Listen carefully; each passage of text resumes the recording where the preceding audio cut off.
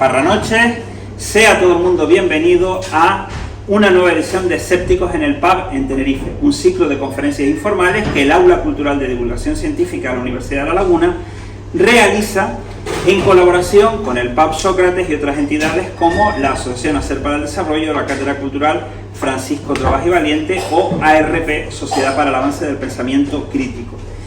Hoy empezamos la 14ª temporada y esta es la 102ª conferencia. Se trata de un ciclo en el cual, desde la Universidad de La Laguna, como universidad pública, se cumple con la obligación de sacar la academia de los campus y traerla al ámbito de la ciudadanía. Muchas gracias por estar aquí y para quienes no hayan asistido previamente, se trata de un ciclo de cadencia mensual que se desarrolla a veces presencialmente, a veces telemáticamente, a través de Google Meet, donde la asistencia y la participación son abiertas y gratuitas, pero quienes deseen tener un certificado pueden inscribirse aquí en la lista que está en la esquina. Ya tenemos preparada buena parte de la temporada, pero vamos a empezar con esta primera conferencia. Ya al final de todo les daré adelanto de las próximas charlas.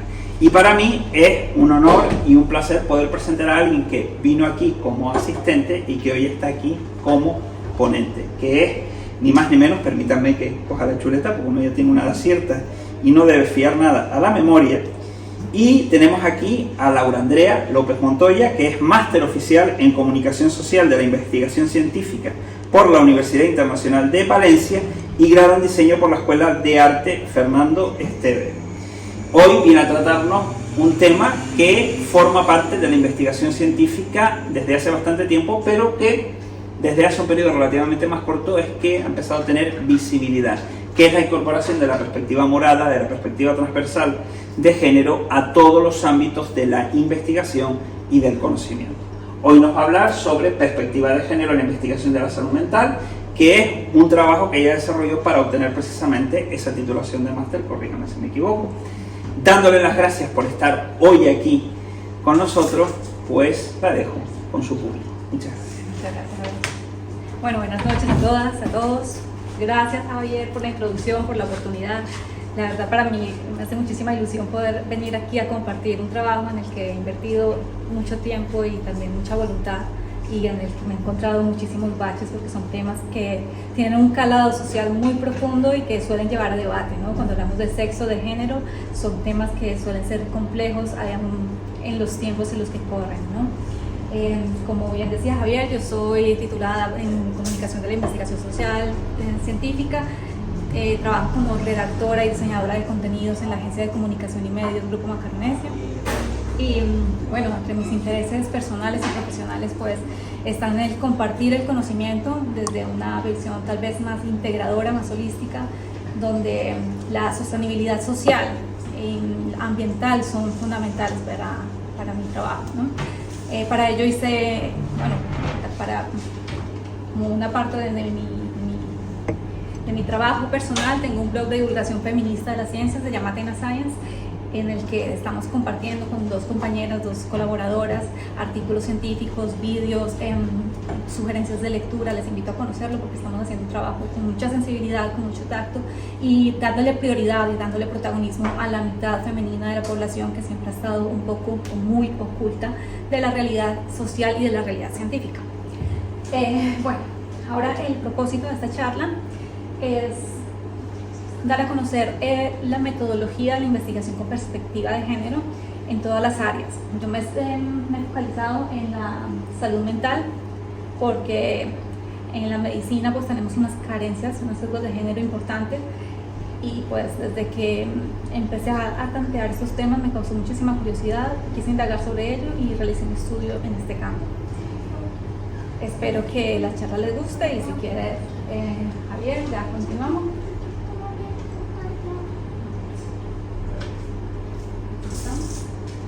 Vamos a empezar hablando del problema, el problema que nos lleva a pensar en introducir la perspectiva de género en la investigación científica.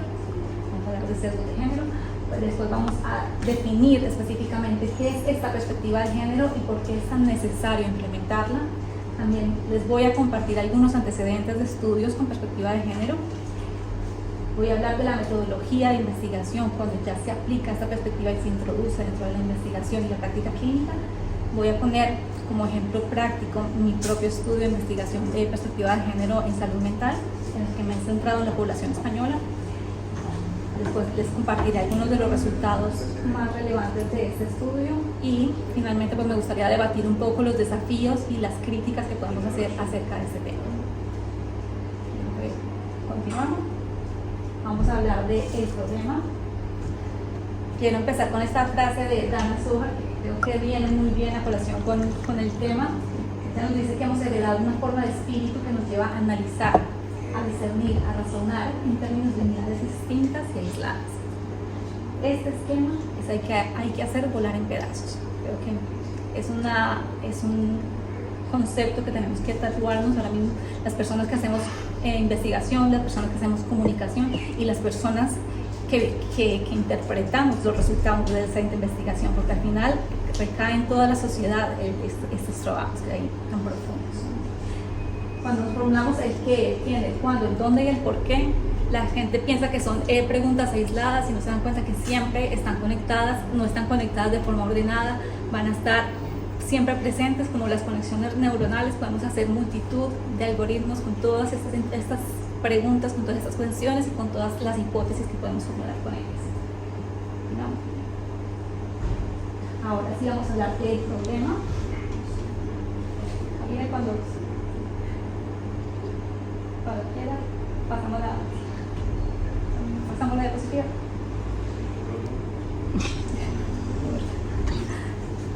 Pasamos la bien, sí. Bueno, el problema que me ha llevado a tratar el tema de la perspectiva de género ha sido el sesgo de género que nos encontramos en la investigación científica y en la práctica clínica, ¿no? Nos hemos encontrado con la medicalización de los cuerpos de las mujeres, nos hemos encontrado con carencias en la investigación donde no se utilizan nunca referencias femeninas. Un ejemplo de ello es la aspirina. No sé si conocen el famosísimo caso de la aspirina, que es un medicamento que se estudió única y exclusivamente en hombres. Sin embargo, el 80% de los consumidores, las consumidoras, son mujeres. Cuando indagamos en esto, dices, ¿pero has estudiado los efectos secundarios? No han estudiado los efectos secundarios. Pregunté aún más y me dijeron, no, los laboratorios dicen que no podían introducir a las mujeres en sus estudios porque las mujeres tenían el periodo, las mujeres tenían menopausia o las mujeres podían estar embarazadas. Sin embargo, mujeres con periodo, mujeres con menopausia y mujeres embarazadas consumen la aspirina. Esto lo hemos visto y estos son datos que te dejan loco. Quiero saber más. Exagerar o ignorar las diferencias, las prioridades científicas, quién elige los temas de investigación. Eso a veces también influye muchísimo. No sé si saben también que enfermedades como el cáncer de mama también lo padecen los hombres. Sí. Pasa de un 1 a un 4% de la población, pero también le pasa a los hombres. Entonces, cuando introducimos perspectiva de género, no estamos hablando solamente de lo que le pasa a las mujeres, estamos hablando de discernir entre ambos y de saber que aquí hay problemas que tenemos que atajar de formas diferentes y que tenemos que conceptualizar y que tenemos que buscar recursos diferentes para el mismo problema. Tenemos modelos teóricos y preguntas de investigación muy obsoletas, tenemos problemas importantes desde el planteamiento de las hipótesis de la investigación, tenemos en los diseños y en las muestras no se emplean, la mayoría de veces no se emplea la figura femenina, ni en las situaciones periódicas, ni en la recogida y el análisis de los datos. Y luego uno de los sesgos más importantes lo vemos en la interpretación y en la publicación de los resultados, que también tenemos tasas altísimas de publicaciones masculinas, cuando también tenemos mujeres haciendo investigación, tenemos mujeres haciendo trabajos interdisciplinares tremendísimos, potentísimos, pero siempre son los hombres los que encabezan los artículos científicos. Existen mujeres que lo llevan haciendo décadas, pero siempre han estado ocultas, han estado en segundo plano. Y yo creo que ya es hora de poner un poquito el énfasis en eso y darle otra perspectiva y darle otra interpretación a estas investigaciones científicas. Ahora vamos a definir específicamente qué es la perspectiva de género. nos sirve para identificar, cuestionar y valorar la discriminación, la desigualdad y la exclusión de las mujeres en el ámbito científico, en la investigación y sobre todo en el tratamiento médico. Muy enfocado en este punto. La perspectiva de género introduce valores como el sexo. Cuando hablo de sexo nos referimos a características físicas y biológicas, y el género, que ya me refiero a constructos sociales y a constructos sociales, a roles, a creencias, ¿no?, que nos han inculcado desde pequeños. Son dos factores pequeños, pero nos pueden llevar a formular hipótesis realmente importantes, y luego los resultados de la investigación van a cambiar si tenemos en cuenta estos pequeños matices, ¿no? Porque cuando dices, porque en las guías médicas ya se les está exigiendo a las investigadoras y a los investigadores que introduzcan datos estadísticos, muestras y fuentes fiables, pero no se les pide que introduzcan el sexo y el género porque las cifras son muy pequeñas y dicen que no tienen matices, ¿no? Pero resulta que esos pequeños matices, esos pequeños porcentajes son los que dan pie a formular nuevas hipótesis y abrir nuevos campos de investigación. Entonces aquí es donde está el detalle y por eso es que debemos introducir esta perspectiva de género. También nos dan, además, fundamentos éticos, inclusivos, veraces y eficaces, tanto en la investigación como en la práctica clínica. ¿Nos sirve? ¿Para qué nos sirve? Mejora la calidad, el rigor, la productividad, la creatividad de la investigación, va a enriquecer nuestra investigación científica, mejora la relevancia social de la investigación, promueve mayor aplicación de los resultados de estas investigaciones, también nos lleva a ahorrar recursos económicos y mejora la calidad de vida de las personas.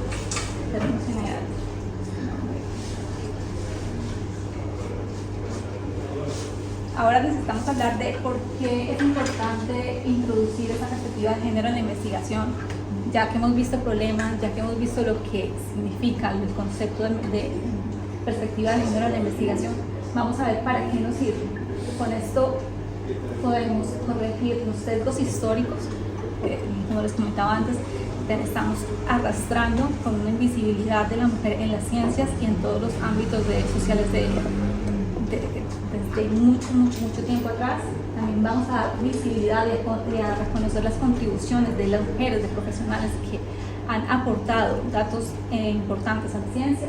Vamos a limitar esos estereotipos de géneros arraigados por constructos sociales obsoletos y vamos a introducir esa ética y esa justicia que, como por ejemplo la medicalización indebida que decía antes, ¿no? Una de las formas que encontré para llevar a cabo esta metodología de una forma efectiva ha sido la de aliarnos con las nuevas tecnologías. En mi investigación, por ejemplo, investigué sobre telemedicina, gamificación, medicina 4.0, la inteligencia artificial y la ciencia de datos. Son tecnologías que al servicio de la investigación pueden resultar tremendamente útiles y que nos ayudan no solamente a cuantificar datos masivos, sino a personalizar los resultados de la investigación. Entonces, la telemedicina, por ejemplo, nos está permitiendo llegar a lugares remotos en cualquier momento, a llegar a sitios rurales donde antes no podíamos llegar. Una persona que tiene necesidad de asistencia de salud mental, ahora la puede tener, aunque esté en un pueblo, aunque esté en un campo rural, ¿no?, en una zona aislada, que son probablemente las personas que más sensibles a los factores de riesgo. La gamificación nos está dando algo muy útil, que es que fomenta la participación del paciente o de la usuaria con su solución al problema de salud. Entonces estás interactuando, estás jugando, pero te estás cuidando, estás creando tu propio bienestar con un juego, con una aplicación. Esto es maravilloso, además de que nos sirve para recolectar datos, acumular datos, y estos datos los podemos después analizar con estas mismas tecnologías de una forma súper sencilla. Entonces es una herramienta maravillosa. La medicina 4.0 nos permite hacer reconocimientos faciales, por ejemplo, del estado de ánimo de las personas, de reconocer, esta persona está triste, esta persona está con un estrés intenso, tenemos que actuar. Ese reconocimiento facial, esto es algo ya muy útil, es muy práctico. Bueno, me ha encantado el tema de la medicina 4.0, que nos permite también tener más biomarcadores, nos permite analizar todos estos datos en tiempo real y nos permite también acumular esos datos para después analizarlos. La inteligencia artificial, por su parte, también está haciendo un trabajo importante. Ahora les voy a compartir un ejemplo de una doctora en informática que ha creado por medio de la inteligencia artificial está detectando riesgos de suicidio en las redes sociales. Creó una inteligencia artificial para detectar esas pequeñas señales de las publicaciones de las personas, sobre todo de población joven. La tecnología en sí ya es fantástica, pero luego creó una aplicación para contrarrestar, para actuar.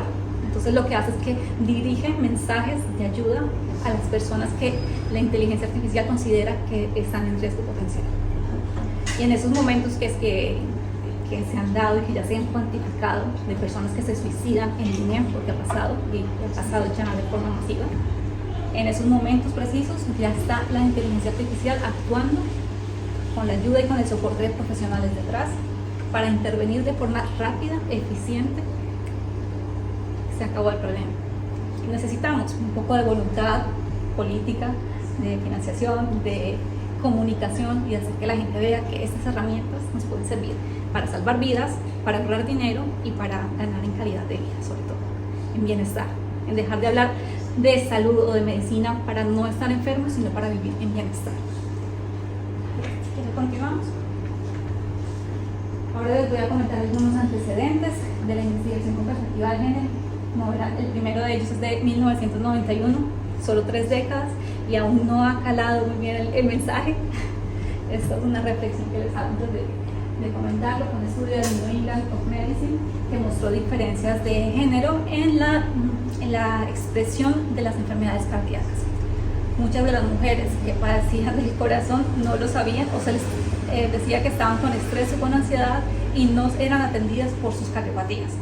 No sabemos cuántas mujeres padecieron esa enfermedad cardíaca ni cuántas murieron por enfermedad cardíaca porque fueron mal atendidas en su momento por esta carencia en la investigación y la aplicación del diagnóstico. Este estudio sembró las bases para empezar a discutir la necesidad de introducir la perspectiva de género en la medicina y en otros campos. También nos reveló que las mujeres hacen más uso de los sistemas sanitarios, que viven más años que los hombres, pero con peor calidad de vida. Y esa peor calidad de vida y esas enfermedades no son por causas biológicas, sino por factores biopsicosociales. Aquí estamos hablando de factores culturales, de creencias, de políticas, de todos estos constructos sociales que nos han enseñado, que nos han inculcado y que tenemos tan arraigados en nuestras mentes que necesitamos eliminar ya. El siguiente ejemplo que les quería mostrar es el de Londa Schievinker. Ella es una historiadora de la ciencia ella es una historiadora de la ciencia y está liderando el proyecto Gender Innovation. Es una plataforma internacional de investigación científica con perspectiva de género. Hacen todo tipo de investigación científica, médica, física, química, de todo tipo. O sea, les invito a conocer esta plataforma cuando quieran porque tienen información de todo tipo y es muy fácil de digerir. Además, es una persona que está haciendo una labor de divulgación importante también y en España también es muy conocida. Carmen Valls es una doctora especializada en endocrinología española. También hace política y hace un papel ahora mismo de divulgación feminista de la ciencia muy importante. Ella ha publicado ya varias ediciones de su libro Las mentiras científicas, la invisibilidad de las mujeres en la medicina, en la que aborda diferencias en diferentes áreas de la medicina, de diferentes enfermedades, con un rigor científico, con muchísimas fuentes. También si quieren conocerla, tiene un trabajo estupendísimo.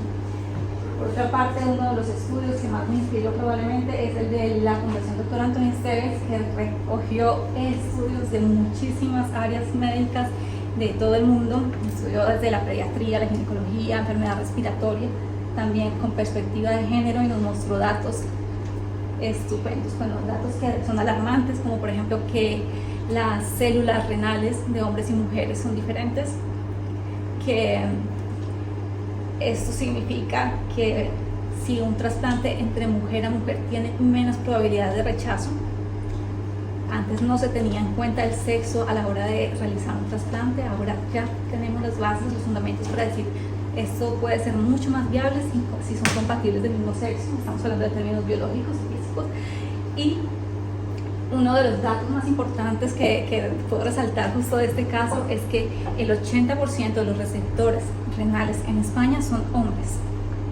Sin embargo, el 80% de las donantes son mujeres. Entonces, no solamente tenemos un sesgo en la práctica clínica, sino que tenemos una carencia social importante. Los hombres suelen, cuando se habla de investigación, ser más competitivos y las mujeres suelen ser más colaborativas. Entonces, esto tenemos que empezar a crear también un nuevo entorno en el que creemos una equidad, no solamente en la investigación, sino en la sociedad, en la que empecemos a equilibrar la balanza y a decir, tenemos que contribuir de forma equitativa, no por igual, porque ya vemos que las diferencias, las cifras son abismales, entre un 80 y un 20 es preocupante. Bueno, si quieres continuamos, Fabián. Ahora voy a empezar con el ejemplo práctico, con mi trabajo, el cual titulé Tecnología e Innovación para el tratamiento de la salud mental con perspectiva de género. El objetivo de este trabajo fue dar una visión global. Yo sé que suele sonar confuso el hablar de salud mental, de tecnología y de perspectiva de género, pero en realidad son factores que están muy relacionados. Como decía antes, la tecnología puede actuar tanto en la prevención como en el diagnóstico, como en el tratamiento, como en el seguimiento de la enfermedad mental, que eso es algo que no teníamos antes. Antes te diagnosticaban y te trataban. Vas y a los 15 minutos tienes un ansiolítico o un antidepresivo. Eso es el protocolo que tenemos hoy en día en la salud mental, que lo he comprobado yo en mi propia carne. Y lo tenemos tal cual, o sea, el 80% de las mujeres que asisten ahora mismo a una consulta médica en España, en los primeros 15 minutos de la consulta ya están con una receta en su mano con ansiolítico o antidepresivo sin un estudio profundo de su caso. Esto es preocupante. No estamos atendiendo directamente la enfermedad, pero no la causa. Entonces no estamos solucionando el problema. ¿Qué nos permite la tecnología? Prevenir, por una parte, creo que la más importante, diagnosticar de forma personalizada, luego tratar de forma personalizada y no solo tratar, sino hacer un seguimiento de la enfermedad. Creo que también es tan importante como la prevención. Porque nada nos sirve curar una enfermedad si va a resurgir en un par de meses. Tenemos que aliarnos con estas tecnologías. Les invito a aliarse con las tecnologías también. Continuamos, Javier. Bueno, los objetivos, como les decía, era vincular estas tres áreas. Entre mis objetivos específicos también estaba definir el concepto de enfermedad mental con perspectiva de género. Cuando preguntaba a psicólogos, a terapeutas, a psiquiatras, a estudiantes de la Universidad de La Laguna qué es la salud mental, qué es un trastorno, qué es un problema de salud mental, todo el mundo me respondió algo diferente. No hay consenso. No hay consenso. No hay consenso ni siquiera en los mismos profesionales. Por eso me interesé por preguntar eso. Desde cada rama, de cada área profesional lo interpretan de una forma distinta. Y eso es bueno y es malo. Es bueno si creáramos una red multidisciplinar, intercambiáramos esta información, pero esas redes ahora mismo no existen. Entonces no tenemos consenso y lo que tenemos son unos protocolos de actuación obsoletos que no piensan en el paciente, sino en el sistema burocrático. Ahí tenemos que ser un poquito más flexibles y pensar un poco más en el paciente, que el personal, el profesional, se entregue más a la persona y que sea la tecnología la que haga todo lo demás. Porque ahora mismo es al contrario. Tú vas a una consulta y el doctor ni te mira los ojos, está 3/4 de hora en el ordenador haciendo los trámites, pero ni te mira, ni te toca, ni te pregunta. Las consultas son tristes, la verdad. Continuamos, Javier.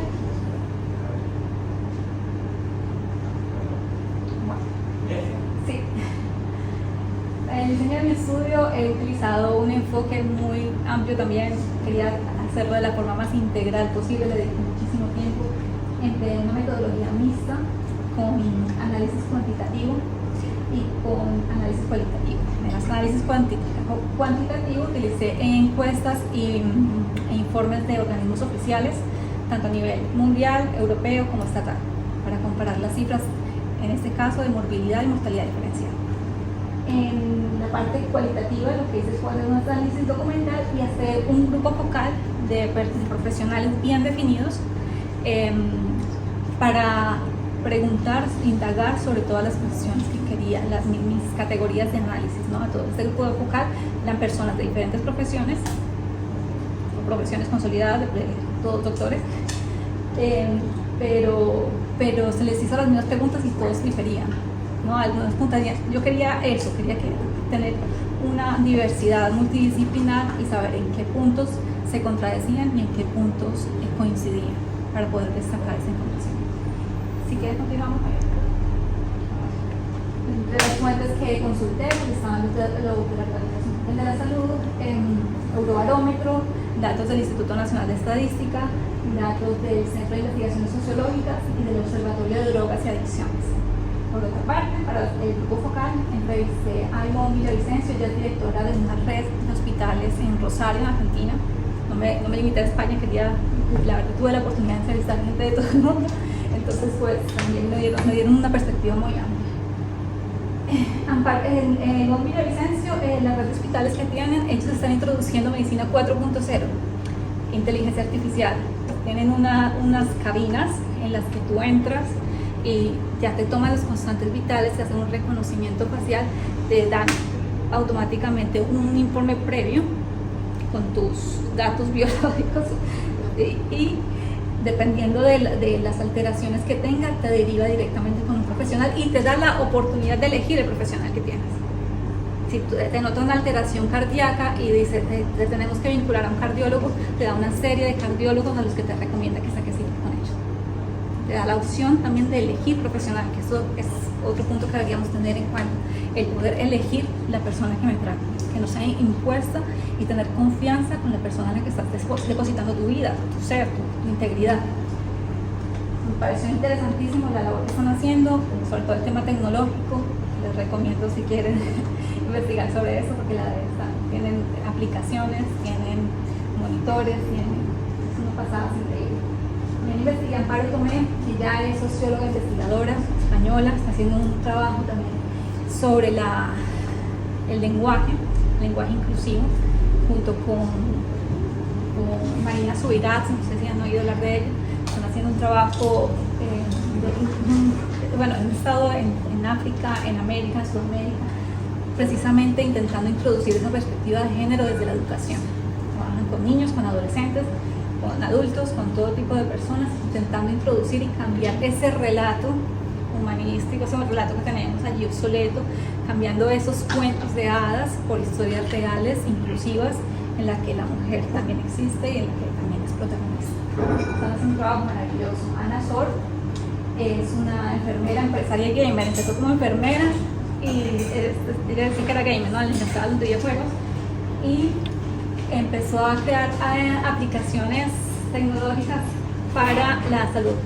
La primera que creó fue para la diabetes, una aplicación para niños para controlar la diabetes. Entonces era un videojuego en el que cada cierto tiempo ellos hacían el juego, te recomendaba los alimentos que tenías que comer, pero todo jugando, toda interacción. Luego hizo otros también para mantener la forma física y ahora mismo se dedica enteramente a eso, está realizando un montón de aplicaciones para la salud, muy chulas, si les quieren ver. ¿Puedo hacer una preguntita así, un poco para aclarar? Supongo que todas estas personas no trabajan en la sanidad pública. Sí, a ver, Ivonne Villavicencio es directora de la red de hospitales de Rosario, en Argentina. Pilar Álamos, coordinadora de ¿En España? En Argentina, Pilar es aquí, en Tenerife, vale. Y Juan Carlos Castro es el director de... ¿Cómo para hacerme una idea de quiénes son estas personas? No me puse límites, como tenía la oportunidad de saber si sanidad pública o privada, porque dentro de lo privado se puede encontrar cualquier cosa. Vale. Gracias. No, de hecho es que hay que mirar fuera para poder abrir el horizonte, ¿no? Cuando abres la ventana entra el aire, creo yo, no sé. Una forma de ver. Pilar Álamo está haciendo también una labor aquí social importante. Están dando formación, están ayudando a las personas que tienen problemas de salud mental a encontrar trabajo, inclusión social. Personas que tienen trastornos mentales pueden trabajar. Una persona que le falta una pierna puede trabajar. Una persona con un problema, con un trastorno o como la queramos llamar, de salud mental también puede trabajar. Y ellos están haciendo una labor increíble con social, ¿no? Desde la fundación, desde Adelsam.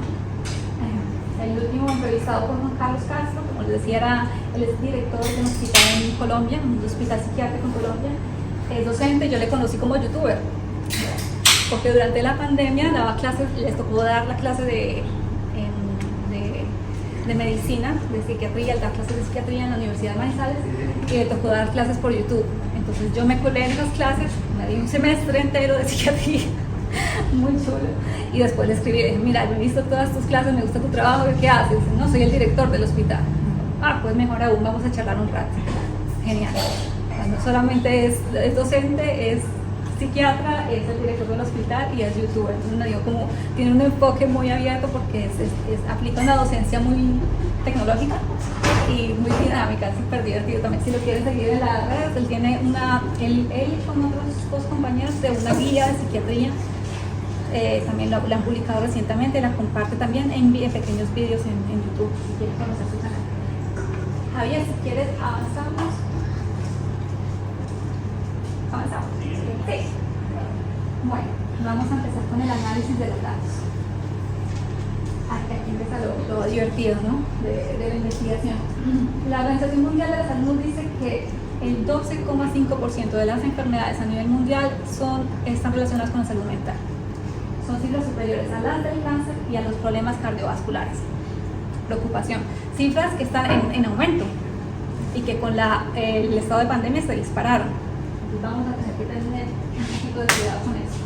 Según datos del Instituto Nacional de Estadística, los trastornos mentales y del comportamiento están entre las primeras 5 causas, la quinta causa de muerte en España. Estamos hablando esta es la quinta causa de muerte en España. Son más de 20.000 muertos al año por temas de salud mental. La prevalencia en estas enfermedades, como la depresión o la ansiedad en mujeres, duplica e incluso triplica en algunos casos a la de los hombres. Y como les decía antes, no se debe a los aspectos biológicos de la mujer, sino a los aspectos biopsicosociales, que no estamos teniendo en cuenta en la investigación y la práctica clínica. Javier, si quieres, continuamos. Aquí ya les voy a mostrar un poco mejor las cifras que he analizado. La anterior. Ah, no, esa. Bueno, aquí he analizado todas las enfermedades de salud mental y de comportamiento. Las que están en rojo son mujeres, las que están en color crema son hombres. Como ven las cifras, en casi todas duplican a la de los hombres, exceptuando el tema de los suicidios y las lesiones autoinfligidas. Aquí las cifras son casi 3.000 hombres a diferencia de 1.000 mujeres. Estamos viendo que la perspectiva de género no se debe aplicar solamente a la mujer, sino también a los hombres. Hay factores diferenciales entre un tipo de enfermedad y otro, y las lesiones o los suicidios también están vinculados con problemas o con trastornos de la salud mental. En España, como decía, en 2020 fueron 21.697 fallecidos. Son cifras preocupantes. Por accidentes de tráfico tenemos menos de 1.000 ahora mismo fallecidos al año. Y estamos haciendo un esfuerzo enorme en redes sociales, en televisión, en los telediarios para atajar y para el problema de los accidentes de tráfico. Sin embargo, en cifras tan altísimas como la muerte por enfermedad mental, no estamos haciendo los mismos esfuerzos y tenemos unos desequilibrios importantes. Entonces, ¿qué estamos investigando? ¿Quién elige qué investigar? ¿Quién elige en qué invertir? ¿Quién elige qué problemas estamos atajando? Si quieres, continuamos. Aquí he querido hacer un breve histórico de 5 años de los problemas mentales y del comportamiento. La línea nos puede ver un ligero ascenso, como les decía, en la enfermedad mental existe. Tenemos venimos cargando con ellos desde ya muchos años y está en ascenso, ¿no? Puse también las citas de los suicidios y las lesiones autoinfligidas, porque como les decía, está triplicando en comparación la cifra de los hombres a la de las mujeres. Y aquí tenemos que tener en cuenta los factores culturales, los factores sociológicos que están llevando a que los hombres tomen esas decisiones tan drásticas, tan catastróficas para atajar ese problema. Tenemos un contraste entre unas citas y otras. Es importante tenerlo en cuenta. Si quieren continuamos. Aquí les voy a destacar las categorías de análisis que he utilizado para el estudio. En una parte tengo las categorías de análisis en el lado izquierdo de los datos cuantitativos, en el lado derecho los datos cualitativos. Algunos factores de riesgo identificados en este estudio pues fueron los de carácter histórico y cultural, como les decía antes, la estigmatización y la discriminación de las mujeres es un problema que también tratar y que tenemos muy arraigado. Los factores de riesgo biopsicosociales, las niñas y las mujeres se les separa siempre por sexo, se les menosprecia y se les ocultan cuando manifiestan una dolencia, cuando manifiestan un malestar, siempre se les tiende a decir tranquila, aguanta, cállate, no pasa nada. Eso también tenemos que intentar poner foco en esta interpretación. Factores de riesgo sociopolítico, como les decía antes, las mujeres en España, por ejemplo, reclaman más campañas de sensibilización, de educación frente a la violencia machista, que estamos viendo una violencia machista terrible. Mayor concienciación de información en el cuerpo de policía. Tenemos un sistema que dicen que ayuda, pero no estamos haciendo los esfuerzos necesarios para la magnitud del problema que tenemos. Factores de riesgo asociados a las nuevas tecnologías. Las tecnologías nos prometen, son prometedoras, son instrumentos muy útiles, pero también se les ha dado muy mal uso en algunos casos hasta ahora. Tenemos temas de adicciones tecnológicas, tenemos problemas también de trastornos por adicciones y conductas nocivas por el mal uso de las nuevas tecnologías. Y luego, pues como no, la influencia de la COVID, que nos está haciendo, que aún todavía la vivimos, ¿no? Parece que pasó ya hace 3 años, pero todavía estamos viviendo ahora mismo las consecuencias de la COVID, que sobre todo en salud mental se ha notado muchísimo. Uno de los informes que leí decía que una cifra altísima de la población encuestada tenía miedo, presentaba miedo a morir durante la pandemia. El miedo a morir, ¿quién habla del miedo a morir? Esto sirve de reflexión también. Por otra parte, teniendo en cuenta la influencia de las tecnologías, cómo pueden intervenir, como les decía antes, uno de los riesgos que hemos detectado en la aplicación tecnológica es la ciberseguridad en estas aplicaciones tecnológicas, que aún todavía apenas están surgiendo las tecnologías para aliarnos con ellas, pero tenemos que darles también fundamentos para que sean seguras, para aplicarlas de formas seguras y que no puedan ser hackeadas o que no puedan ser intervenidas. El factor humano continúa siendo imprescindible para el diagnóstico de salud mental, pero no para la prevención o para el seguimiento, como les decía antes. El factor humano salud mental es importante. Es importante que una persona pueda tener asistencia en todo momento, aunque sea de forma telemática, pero que tenga una persona que le escuche y que intercambie sus ideas. Se destaca también la necesidad de introducir a la mujer en todas las fases del diseño de la investigación, desde la formulación de las hipótesis, desde la recopilación de los datos, desde todo el proceso que tenemos que hacer en la investigación científica, en la explicación tenemos que introducir a las mujeres. La intervención temprana en todas estas áreas no solamente puede salvar vidas, sino que también nos va a llevar a una mejor calidad de vida y a ese bienestar del que les hablaba antes. No estamos hablando solamente de evitar la enfermedad, sino de vivir con bienestar. Continuamos. Entre la discusión de estos resultados, nos gusta mucho. La carencia del estudio diferencial nos dice que las cifras de morbilidad y mortalidad son muy irregulares, como hemos visto en los gráficos. No, ¿qué diferencia hay entre morbilidad y mortalidad?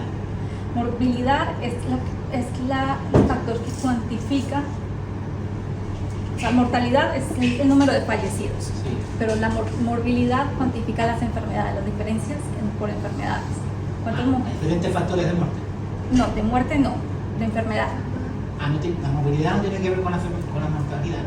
Sí tiene que ver, pero mira por ejemplo, ahora tengo para el ejemplo de la enfermedad de ansiedad, depresión, cada tipo de enfermedad, ¿no? ¿Cuántas personas se enferman y de qué sexo son? Entonces aquí estamos hablando de cuantificar de cada tipo de enfermedad. O sea, la mortalidad absoluta y la movilidad se refiere al caso. Al caso, sí. Digamos, No, pero la desglose. mortalidad es específicamente el número de fallecidos.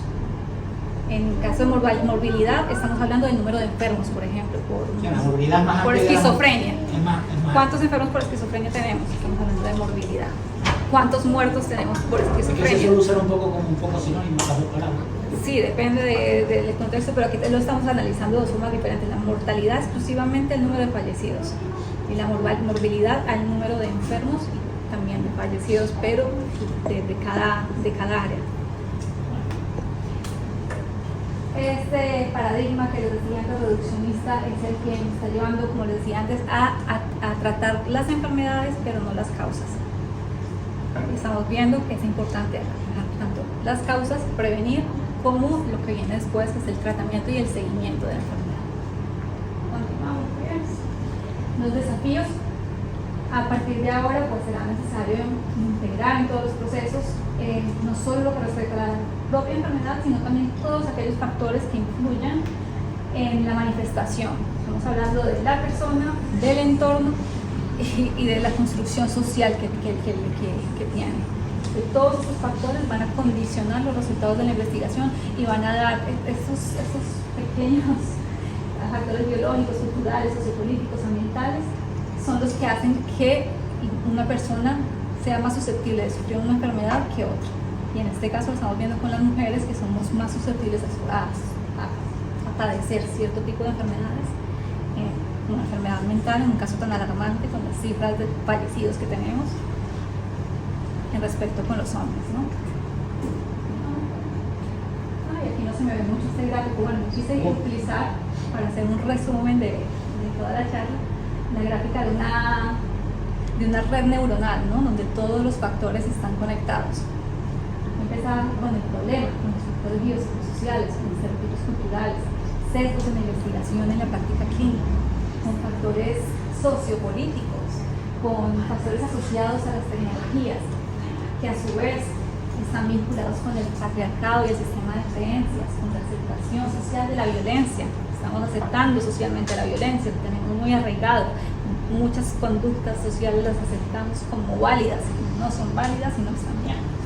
La morbilidad y la mortalidad diferencial, los disruptores endocrinos, los factores ambientales influyen muchísimo sobre la salud y sobre la salud mental.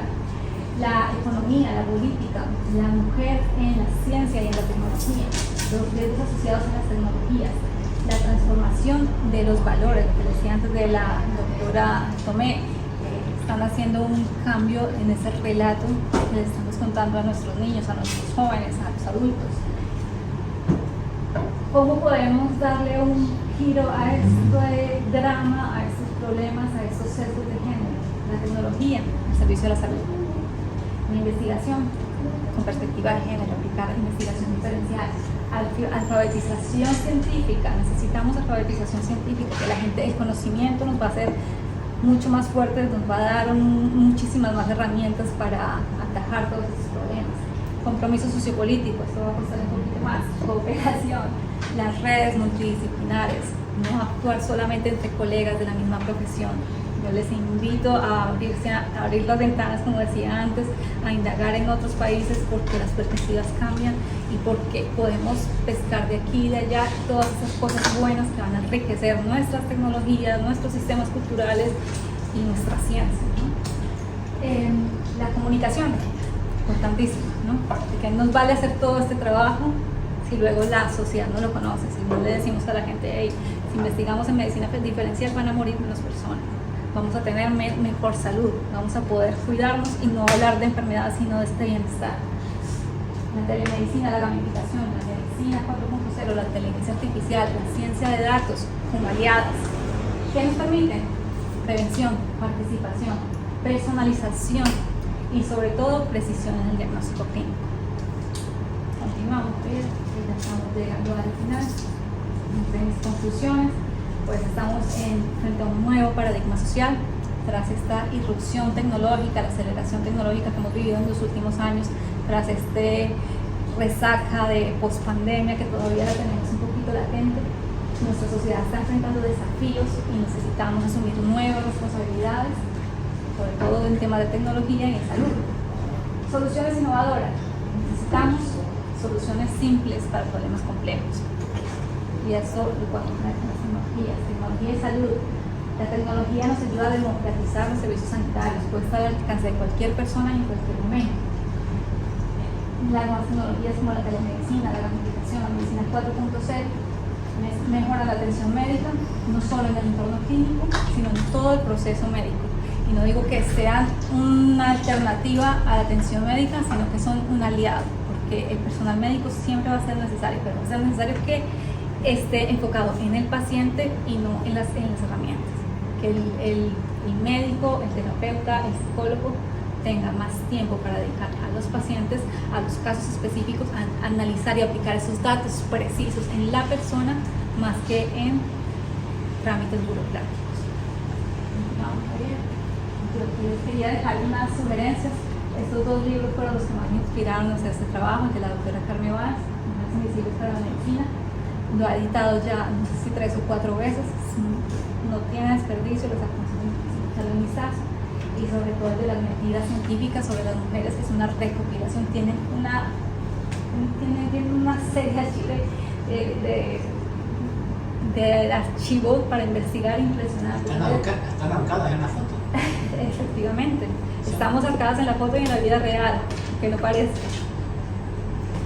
Les recomiendo muchísimo este libro, muy bueno. Marido Malificar, Casa de Brujas. Pasamos. Como les decía, también les quería sugerir estas dos charlas TED. Soy muy fan de las charlas TED. Ana Freire, la doctora informática que está diseñando las tecnologías de inteligencia artificial para la detección de los riesgos de suicidio en las redes sociales. Maravillosa esa charla. Bueno, si le siguen el trabajo en LinkedIn, eso de publicar actualizaciones, artículos, tiene un trabajo estupendo y está también haciendo una labor divulgativa impresionante. Bueno, su trabajo de investigación en sí ya es admirable. Y por otra parte, Rosana Shore, que fue una de las mujeres que entrevisté para este estudio, la diseñadora de los videojuegos, también nos habla de cómo creó esos videojuegos, de qué le llevó a investigar con perspectiva de género también, porque introducen, ella me decía que en su equipo tienen mujeres y hombres de todos los países, y que siempre cuando uno de ellos, o sea hombre o mujer, se queda bloqueado, es el sexo contrario que contrarresta. Dice, precisamente porque ella fue el punto clave de que los hombres trabajan más en competitividad y las mujeres más en colaboración. Entonces, cuando el entorno se presta competitivo, entra una mujer a nivelar esa situación para la investigación o para desarrollar la aplicación que estén haciendo. Está trabajando de una forma muy dinámica. Les aconsejo estas dos charlas. Terminamos con una frase de Carolina Martínez, que la conocí gracias a Javier. También tuve la oportunidad de entrevistarla, una mujer que está haciendo también una labor de comunicación científica, Mujeres Conciencia, no sé si conocen la plataforma. También les invito a conocerla porque tienen artículos muy interesantes, recursos de todo tipo. Ella nos dice que el proceso evolutivo humano no puede entenderse dejando de lado la anatomía de la hembra, entre otras razones porque los cambios en su pelvis hicieron posible el espectacular desarrollo de nuestro cerebro. Creo que esta frase ya lo dice todo. Pues ya con eso finalizamos. Muchísimas gracias a todas, a todos.